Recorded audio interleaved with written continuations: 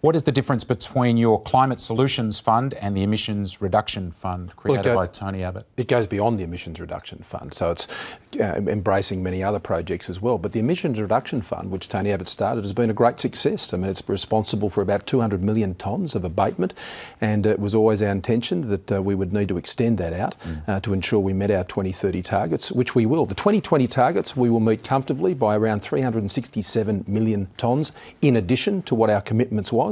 Now, let's remember, when we came to government, we were inheriting a deficit on that of some 700 million tonnes. So that's, a 1.1 billion tonne turnaround. And that program, which Tony started and was followed through by Malcolm and now myself, has been very successful. So we're adding to the success of the project to meet those targets. And when you were quoted as saying you'll meet your targets in a canter, you were including this money, you had this in mind. Yes. What is the difference for small business and farmers? Well, it's continuing the projects that we're already doing. So it's a reverse auction, basically. And what we've seen through this program, it does everything from improving soil productivity, everything from boosting energy efficiency in small businesses and their management practices, savanna management practices and things like that for Indigenous communities. It's been an incredibly successful program, both improving the economy and supporting the environment. So it's been a success. We'll continue. How will people in remote communities be able to hold off severe bushfires? That was one that grabbed my interest. Yeah, they're already doing that in terms of how they manage their burn management programs, and that's part of the reverse auction process. Done for a long time. Yeah, and this helps them continue to do that and provides an economic basis for doing so, supporting jobs in rural and regional communities, particularly for Indigenous Australians who know how to manage the land, and we're backing them in on doing that. Now, you're in Melbourne today to make this announcement. How much will the Victorian result from November, which climate change was a really big concern for voters, how much is that playing on your approach to climate change from now until the election? We want to make some simple points. Yes, we know we must, of course, address climate change, and more importantly, we have been. We have been meeting our targets. We will meet those targets into the future, and we have a plan to achieve that. So when it comes to our climate... If I can just jump in on that, from the Victorian election, there was a lot of criticism and blowback from previous Liberal voters who did not vote for the coalition in Victoria because of a lack of climate change policy. Well, I think of a lack of awareness of our climate change policy. And it wasn't sold well. Well, what I'm saying today is that we've got a very strong record of achievement. I mean, I was in New Zealand on Friday. New Zealand, to meet their targets, will have to buy foreign carbon credits. Under our plan, we don't have to do that. We're actually achieving our abatement on our side of the line. And not only just achieving it, but we're bettering it. There are very few countries in the world that can claim a 367 million tonne better than 2020 on our targets. Now, our emissions reductions by 2030 will be more than 50% per person, and there'll be about a two-third reduction in emissions intensity by 2030. So these are serious targets, but our targets are measured and balanced. Why not aim higher if things are going so well? Well, because it'll crash the economy. And it's not needed to have a higher target that'll close industries and close jobs. So you won't change your targets? Labor's target at 45% would result in a loss of wages per wage earner of $9,000 each per year. Yeah. So you've got to have a responsible target that meets your environmental obligations, which we've been doing, but also supports our economy, because our obligation to future generations is to give them a better planet, but it's also to ensure that they've got an economy that supports their lifestyle. Just a couple more on the politics of this. Malcolm Turnbull said in his final press conference, the truth is the coalition finds it very hard to get agreement on anything to do with emissions. Emissions issues and climate policy issues have the same problem within the coalition of bitterly entrenched views that are actually more ideological than views based on engineering and economics.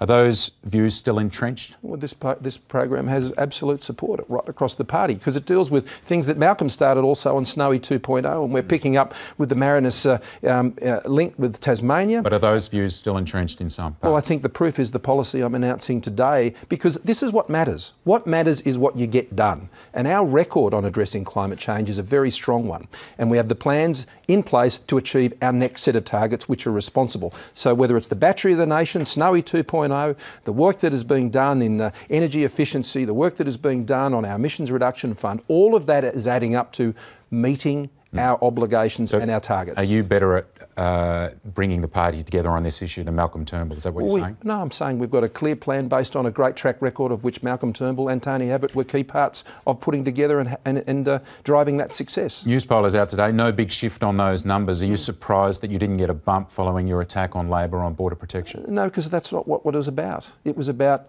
I mean, people know many things about me, but one thing I'm sure they know is when it comes to border protection, I don't waver, ever. And that's why I took the strong position I did on this, for that and that reason alone. Dr. Katie Allen was pre-selected, as we just mentioned in the news, in Higgins yesterday. Tremendous candidate. Are you relieved, given that a woman was not pre-selected in Stirling?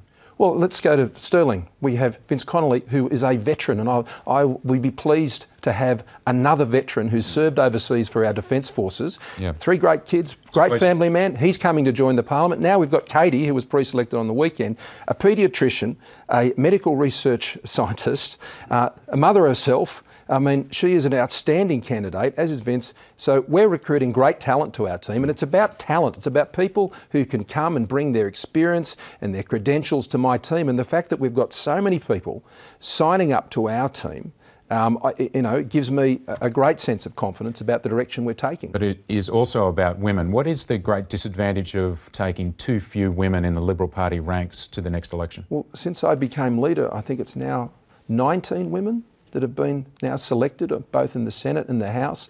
And Wendy has already joined us, taking over from David Bushby's position in Tasmania. You're not concerned you have too few women? Well, what I'm saying is since I've become Prime Minister, the record of actually seeing women come into the ranks in very, very strong seats for the Liberal Party has been pretty good.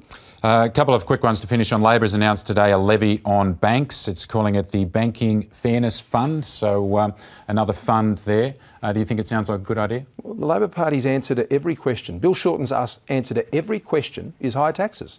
So who's next? I mean, he's announced this today. It's a levy on the banks to help people who are struggling in financial circumstances and can't get good advice. And it's a follow from the Royal Commission, of course. Good programs should get support, but what we're able to do is fund Medicare to its highest rate of bulk billing in history without it increasing people's taxes. We're able to have the highest funding for education, increasing education funding for schools, independent and public, and without increasing taxes. Bill Shorten doesn't seem to be able to do anything without increasing taxes. So it's retirees, homeowners, wage earners, superannuation. I mean, they're all getting hit with Bill Shorten's tax stick. I mean, this is the only stick he's got, a higher tax stick that he hits anybody who gets anywhere near him. OK, we'll hear from the opposition today about that issue. And just one final one. Ita Buttrose, as the chair of the ABC, would you give that the green light? When it's presented to Cabinet? Well, Cabinet hasn't made a decision on this matter yet, and we're considering these matters, and when we've made a decision, we'll make an announcement. Do you think she'd be a good person for the job? Well, I don't get into commentary about things that a Cabinet are considering, and